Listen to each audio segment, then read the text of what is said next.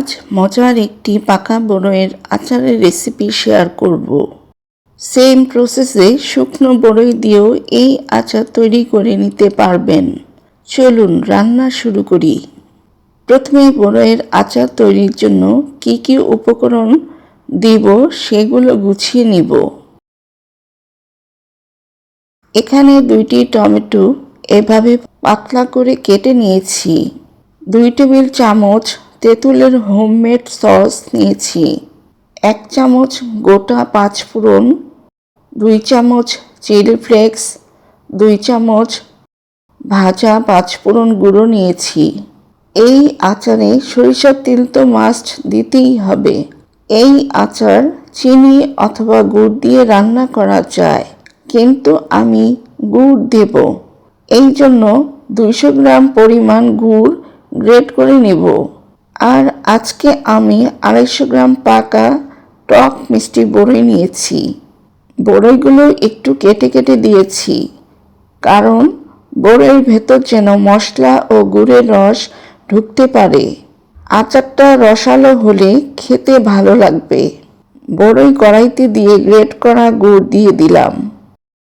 2টি টমেটো ও 1টি নাগা মরিচ কেটে দিয়েছি।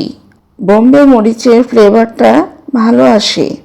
দিয়ে দিলাম তেঁতুলের সস।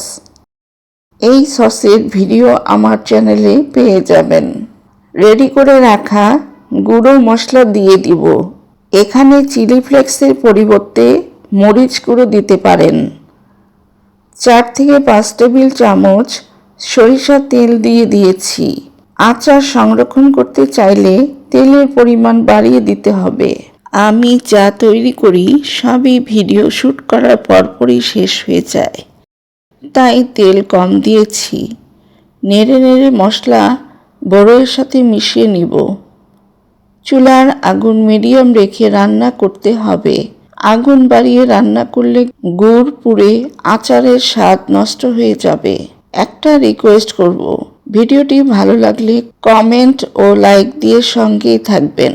ঘরে বসে কাজ করতে চাই, আর সে কারণে আপনাদের লাইক, কমেন্ট, শেয়ার আমার জন্য খুবই গুরুত্বপূর্ণ। এসব করতে কোনো টাকার প্রয়োজন হয় না, শুধুমাত্র আপনার হাতের স্পর্শই যথেষ্ট। বড়ইগুলো এখনো সেদ্ধ হয়নি, আরও কিছুক্ষণ চুলায় রাখবো। 5 মিনিট পর আচার প্রায় হয়ে এসেছে। এখন 3 টেবিল চামচ হোয়াইট ভিনেগার দিয়ে দিলাম। নেড়ে আচারের সাথে মিশিয়ে নিব। বোম্বে মরিচের ফ্লেভারটা যা ভালো লাগছে কি বলবো। আপনিও একবার বাড়িতে রান্না করে নিতে পারেন। আজকের দিনে কে কে নতুন জীবনে পা রেখেছেন কমেন্ট করে জানাবেন। আর আমার চ্যানেলের রেসিপি ফলো করে নতুন পরিবারের সদস্যদের খাওয়াতে পারেন। সবার প্রিয় হয়ে উঠবেন। চুলার আগুন কমিয়ে 5 মিনিট ঢেকে রান্না করে নিয়েছি। দেখুন, এখন আচারের রংটা কালচে হয়ে এসেছে। আচারটা হয়ে গেছে। চুলা থেকে নামানোর আগে 1 চামচ ভাজা জিরার গুঁড়া দিয়ে মিশিয়ে নিব। আচারটা একটুও কড়াইতে লাগেনি।